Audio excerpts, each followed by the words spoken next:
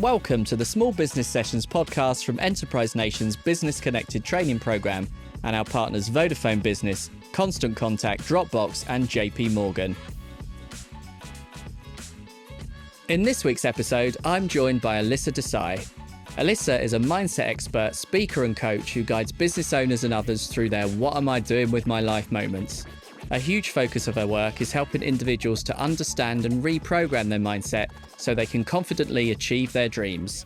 If you suffer from burnout, imposter syndrome, a lack of confidence, or you just want tips on fulfilling your business ambitions, this is the episode for you.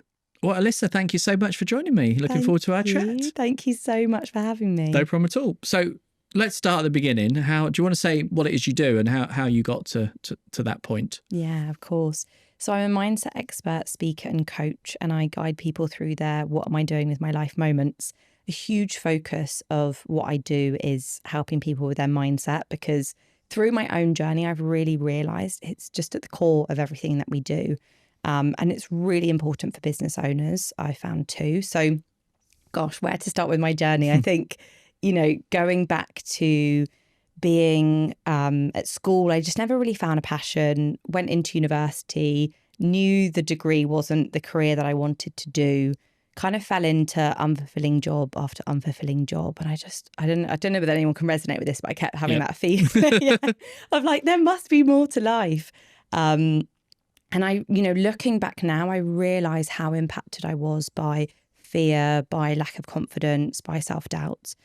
And it all kind of came to a head when in 2019, I left my career in human resources and I got a job in marketing. And I was so excited. I was so proud of myself. I was like, oh my God, I've changed my whole career and this is amazing. And I'm a marketing girl now. And like, look at me go. And I just came home from my first day and cried because I was like, this isn't what I want to do. And it was such a career rock bottom moment for me, which at the time was really challenging, but it made me look at my life and really think about, right, what am I doing? I've got to figure this out now.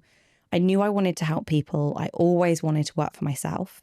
And then I started my coaching diploma, and it was kind of a huge transformation. So from 2019 to 2020, just everything changed for me. I really developed such a strong belief in myself as a coach. I overcame limiting beliefs. Like I used to believe that I was stupid. I faced my fears with promoting myself on social media. Everything really changed in my life. And it became bigger than just helping people because I was passionate about it. It became a focus for me because I realised how much change is possible for people and how much we all limit ourselves. And how important mindset is. And I don't think I would have been here if I hadn't have worked on my mindset. So now I just feel like I'm on an absolute mission. And when I see people limiting themselves and holding themselves back, and, I don't know whether you ever meet people and they've got these business ideas and you're just like, do it, it's going to be amazing. So that period when you started that, so that was the pandemic. So I guess you got started around the start of the pandemic, did you? And then you were doing it through the pandemic. Do you think that kind of had an impact in terms of attracting people that you needed to talk to? And for you as well, what was it like running it during that period? Yeah, I think it definitely did. I mean, I feel like a lot of people will realise that, during the pandemic, we were more online. So it allowed me to share my message to more people, I think, and more people were wanting to attend virtual workshops and lives on Instagram. So that was really beneficial for me. And I think personally, I would say I had more time, and I was still working a full-time job. So I'd left the marketing job because I realised that definitely wasn't for me. Yeah. Went back into human resources, but I had the time outside of that to run my business alongside it. And also during 2020, I ended up being on furlough for probably about 2 months, I think it was. And so I really harnessed that opportunity to say, let me just give this a go. Let me pretend I'm working for myself and actually see if I'm capable of motivating myself every day, of getting up and doing the things on my to-do list rather than just, swanning about cooking or whatever else I could be doing. So I think it was really beneficial for me to give myself more time. And I think the world was just more online at that point. Yeah, exactly. But there's so many people like you, though, that did use furlough as an opportunity to do their own thing. So now that you're up and running and you've been doing it a few years, what are sort of the common issues that clients come to you with that you try and help them with? The most common issues I would say are things like fear, really being controlled by fear, self-doubt, feeling stuck in life, just feeling like, similarly to me, really, there must be more to life than what I'm doing. Maybe wanting to start that business idea, but just having no confidence in yourself or belief in yourself that it's possible. And really what I find is beliefs are at the root of everything. It's something I work through with all of my clients, looking at what are their limiting beliefs. Because very often when we're thinking about things like fear, imposter syndrome, confidence, at the root of that is beliefs. And you talk about mindset traps as well. That's the key thing that's key to your work. So do you want to explain what that is and like what do you mean by that term? Ultimately, they're just traps that we fall into where I'm going to say our mind is controlling us rather than we're controlling our mind. And I feel like probably a lot of people can resonate with that when your mind is just running away with itself and you feel like you've got no control over this spiral that you're falling into. How is it? Because coaching, I suppose coaching has been around a long time, but maybe the kind of coaching you do is very new. How do kind of people know that they need you in a way? I mean, I guess that's to do with your marketing. But say I'm an entrepreneur and I'm like, I'm scared, I don't know what I'm doing, I'm rubbish. How do you find sort of people know that they need to come to you or happy to talk to you about it? I mean, do you get what I mean? Yeah, I think what I would say is, if there is something that you want to achieve in life, but you're not achieving it, there will be a reason why. And if you are able to work through that on your own, great, do it. But if you find yourself in this kind of cycle of keep saying, I really want to launch that business, or I really want to, get myself on social media more, or I really want to up my prices, but you just feel like you can't over and over again. And everything that you try, you just feel like there's a block. That is where you really need support. I think everyone should work with a coach. I definitely work with coaches at various points in my journey. And I know I will continue to do that because also very often we can't spot our own blind spots. And so we're kind of thinking like, okay, why can't I do this? But not realizing why. And it takes that external perspective to say, this could be the reason. And something that I really think that I do is kind of help people to connect those dots and look at what is maybe going on in your life and how does that connect to something going on within your unconscious mind or your mindset.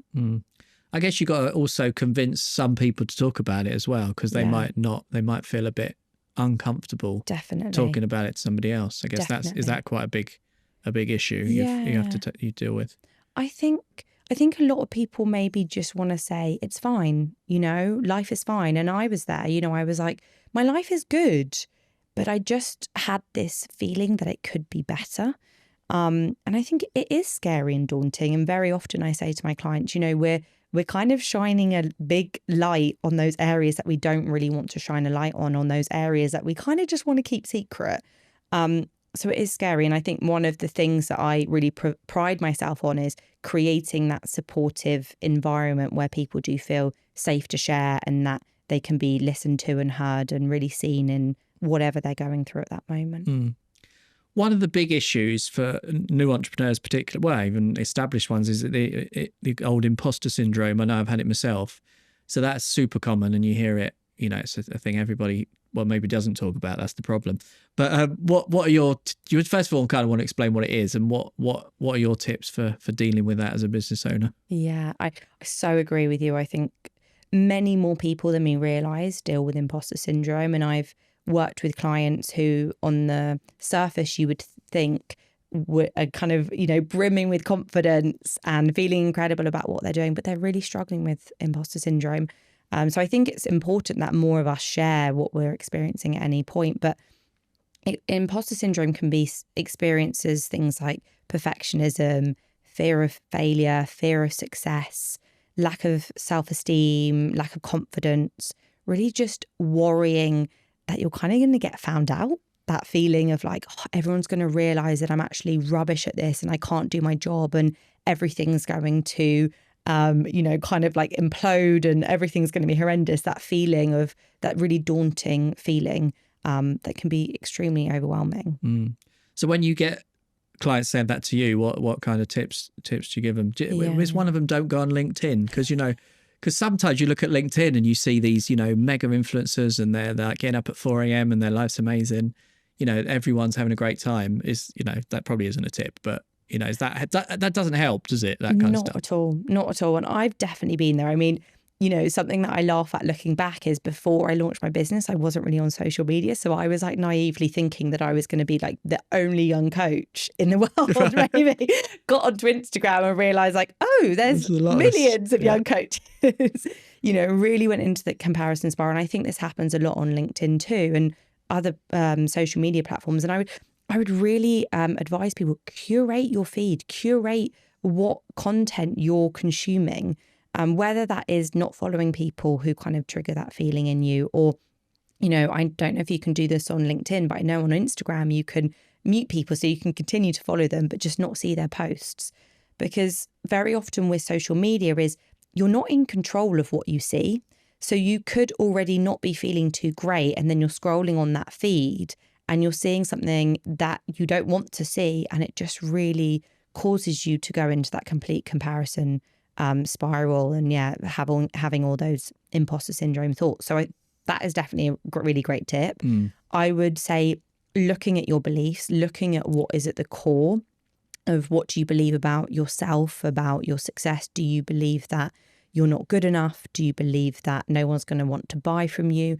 Really tackling those is important. And I think, there's a lot of stuff now on social media about limiting beliefs. So if you can work through some of that on your own, great. But that could be an area that you could work with a trained professional to get some support with. But also looking at really giving yourself a bit more compassion, that you're doing the best that you can at any given moment, really focusing on those negative self-talk and realizing that just because you think something doesn't mean it's true. Challenging the voice inside your head. I'm a big one for speaking to myself. And, if my mind wants to start running away with itself and saying like, oh, you can't do that, this isn't going to be possible. Actually really saying it to it, is that true? What evidence? Just because I'm thinking this thought doesn't mean it's true. Focusing on facts rather than feelings. And just really thinking about how you can support yourself when you are navigating your business journey, rather than just thinking you've got to push through imposter syndrome. And that might be seeking some support. I guess it's celebrating the small wins as well. That's often, something that's happened in your week that, isn't massive, but for you it is. It's progress, isn't it? Yeah. I guess founders are maybe not as good at doing that very 100%.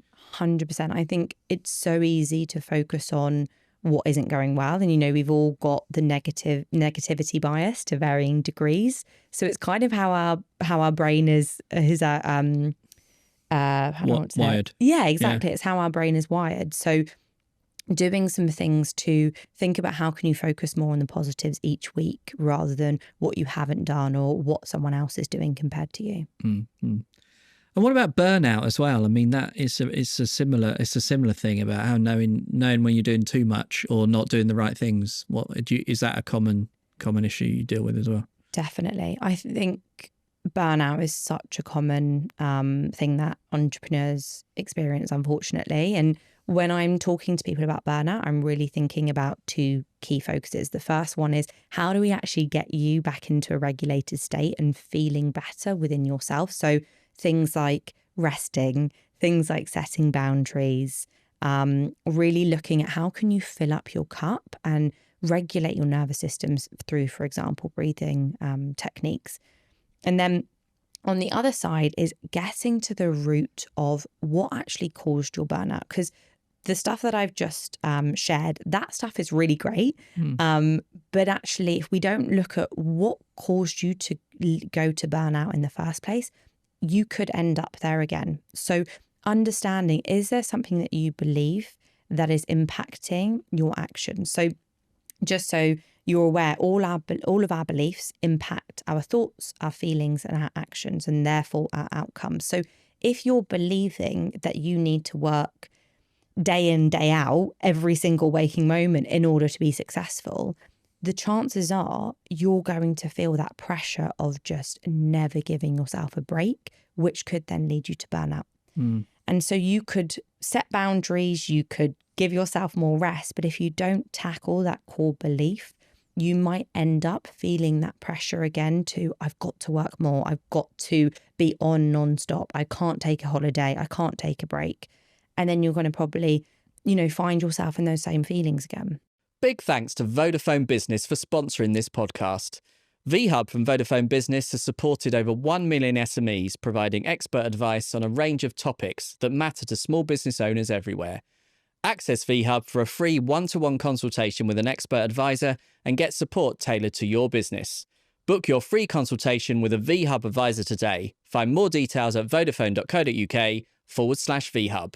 I've tried to do all this stuff, and one of the things I found, so I have some clients where I have to write a lot of articles, and I find Sunday afternoons are a good time for me to write, and that's the kind of in my head. If I don't work on a Friday, but I do it on a Sunday, and because it's for me, it's my own business. It doesn't feel, I'm working at the weekend. So I think it's that kind of stuff, isn't it? Finding what it's not necessarily Monday to Friday, 9 to 5, is it? Yeah, exactly. And I think it's so interesting how, and I don't know whether you can resonate, but when I went into working fully for myself, I did just fall into this Monday to Friday, 9 till 5.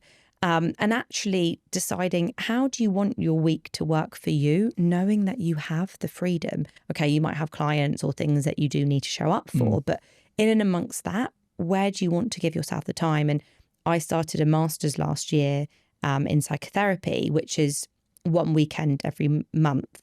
And so I've really looked at, how can I give myself, knowing that I'm doing this, I need to give myself the Friday and even the Monday off where I just do nothing. Otherwise I'm going to be absolutely shattered. Yeah. I think that we do become in a way a bit unemployable though. Like if you had to now go back to a 9 to 5 with a boss, it'd be tough, wouldn't it? I don't know whether you ever speak to your friends and they talk about work and I just think, oh my gosh, I don't know how you do that. No, I couldn't do that anymore. No, exactly. So hypnotherapy, that's another thing that you deal with, you do deliver and you help people with. Do you want to talk a bit about that and how you think that can help deal with all these issues? Yeah. So, I use hypnotherapy with coaching to support my clients. And effectively, with hypnotherapy, I, as a hypnotherapist, am communicating directly to an individual's unconscious mind. So our mind is made up of roughly 5% conscious and roughly 95% unconscious. So I always think about the unconscious mind a bit like a computer drive. It's the part of my mind right now telling me what to say, how to say it, how to sit on this chair, how to breathe, how to move my hands. And the conscious is the part of me engaging. So it is incredibly supportive and we couldn't really live without it. It would be exhausting to have to think about all that stuff in addition to me being here. But it can also learn some things that don't support us. So maybe it's that habit that you keep falling into, like, I don't know, scrolling on your phone too much, or maybe it's a belief that you're not worthy of success. So hypnotherapy communicates with your unconscious mind to make positive suggestions to change that. So whether it's that you can let go of that fear, release that feeling of fear that you're feeling, or whether it is helping you to work through that imposter syndrome, it's really communicating directly to the unconscious mind. How did you end up doing that? I mean, were you doing that already, or is that something you've also added to your sort of skill set? Yeah, I added it in about 2021. I think I did my certification in it. And I just became so fascinated by the mind and by why do we do the things that we do, and why is it where, consciously someone can say, I want to start a business, I want to be successful, I want to achieve all these things, but they just feel so blocked. And what I really found is that we're storing so much in our unconscious mind, which is stopping us. And a lot of the time we can work on that on a conscious level through coaching, but sometimes really getting to the root and tapping deeper into that, hypnotherapy is a great tool. So that's when I introduced it. And I think what I would say to people is, I don't know, do you ever meditate? No.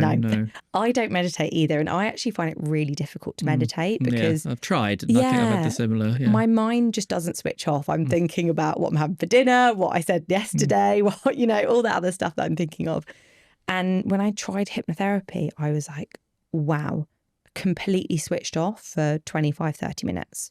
Did not think.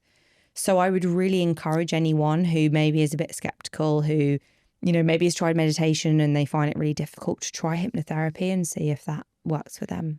There are perceptions, I guess, about it, like, oh, somebody else is controlling my mind. And, a lot of it's to do with, like sort of comedy hypnotherapists you see on the TV making people become chickens and stuff like that. Yes, of course. How do you deal with that? Because, a lot of people might have that perception about it. Of course. Yeah, 100%. I've definitely had at least one client who said that to me. And what I really say is, in hypnotherapy, you are going into a trance-like state. We go in and out of trance-like states all the time. We're just not aware of it. So do you drive? I don't actually. Okay. No, I don't drive. I'll give this example because it's a good one, but I'll share something else with you that might resonate. So if you do drive, have you ever driven somewhere and then you get there and you're just like, I can't remember exactly how I got there?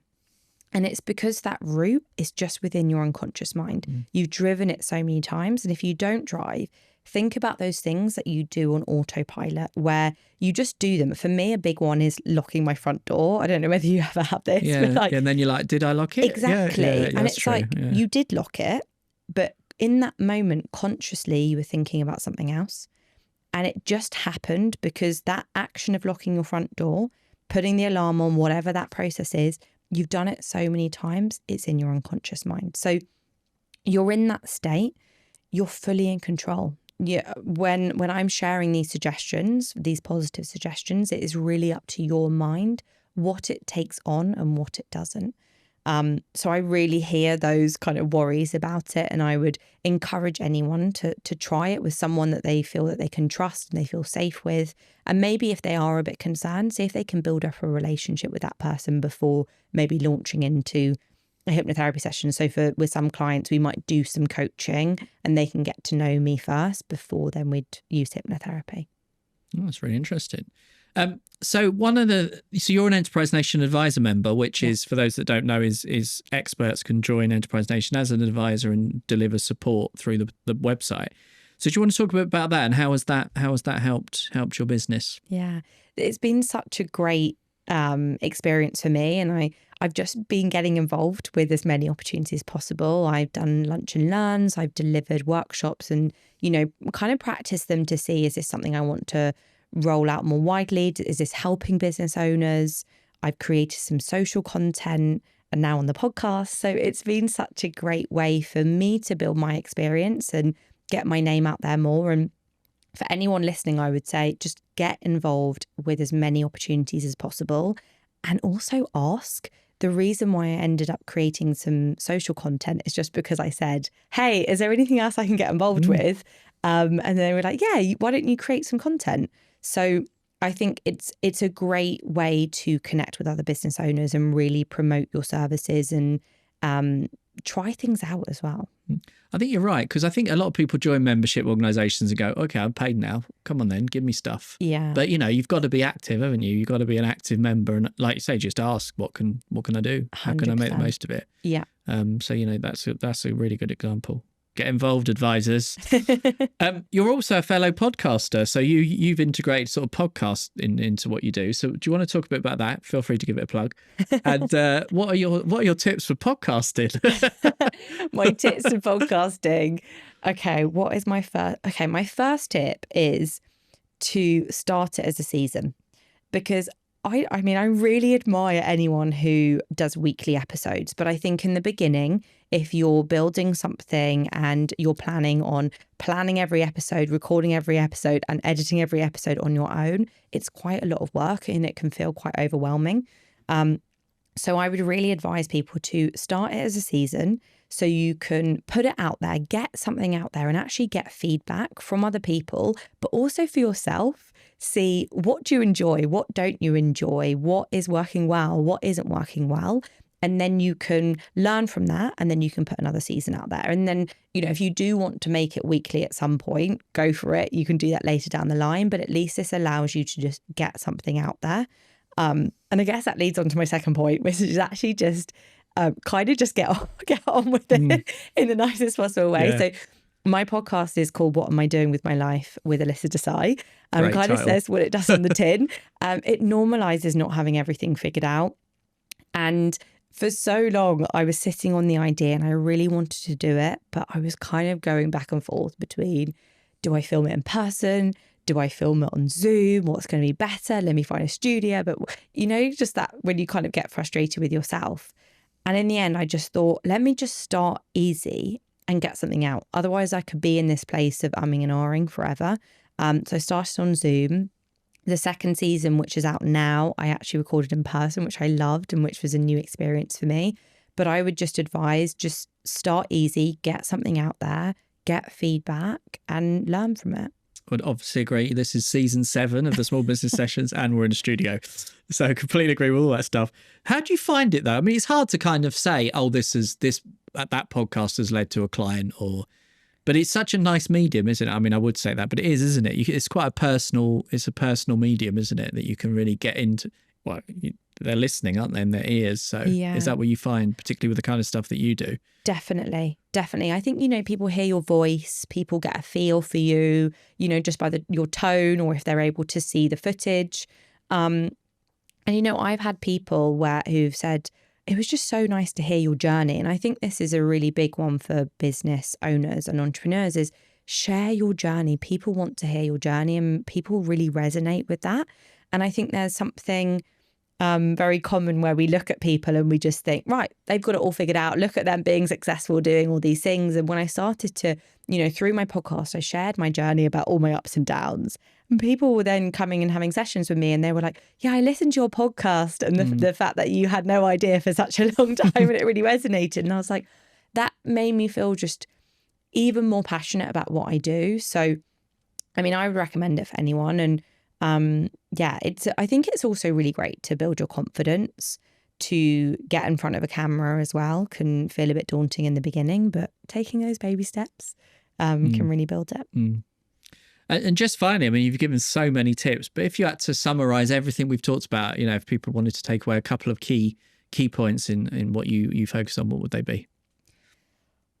The key one I would say is really, I think it's something you said, is really about building that positivity within your mind and realizing that our minds are going to be more focused on the negative. So something that I recommend to any business owner is to create a folder on their phone, in their photos, and just start screenshotting all those amazing, messages that you get from people, the positive comments. Maybe it's a message from one of your friends or family members. Maybe it's some feedback. Really collate all of this and look at that any time that you're feeling self-doubt, anytime you're thinking, oh, shall I just pack all of this in and go back to a job? Remind yourself how well you're doing. The second thing I would say is look at your beliefs. And if looking at your limiting beliefs feels a little bit overwhelming and, where do I start with that? Actually look forward to that future version of you who is incredibly successful, who's achieved all those goals and dreams that you're thinking about right now, and really think about what do they believe about themselves, about their future, about what's possible for them, and actually start integrating these into your life. When I think about being positive, I really think about having two muscles in our mind, a positive muscle and a negative muscle. And if you want to build the positive one up, you've got to start using it. It's just like if you wanted to get a really big bicep in the gym, you're not just going to stand outside the gym and say, yeah, that looks really great. Now I've got a big, huge muscle. You've got to go in there and actually start building it up. So, once you've got that list of beliefs, start integrating those into your life. Start repeating them to yourself. Stick Post-it notes around your office. Say them out loud. And then, lastly, I just would say to people, know that everything that you think in your head isn't necessarily true. And just start to get a grip on having more control over your mind rather than your mind having control over you. So that is questioning those things that you think about, that negative self-talk. That is when you start to doubt yourself or start catastrophizing, really ask yourself, is there evidence for this? Is there evidence for this and against this? What assumptions am I making? So I think start to take back control rather than just feeling like your mind is running away with itself constantly. Fabulous tips. Well, Elyssa, thank you so much. I've learned a lot on this one too. So big thanks for joining us on the Small Business Sessions. Thank you so much for having me. You've been watching Enterprise Nation's Small Business Sessions podcast, powered by Business Connected and our partners Vodafone Business, Constant Contact, Dropbox and JP Morgan.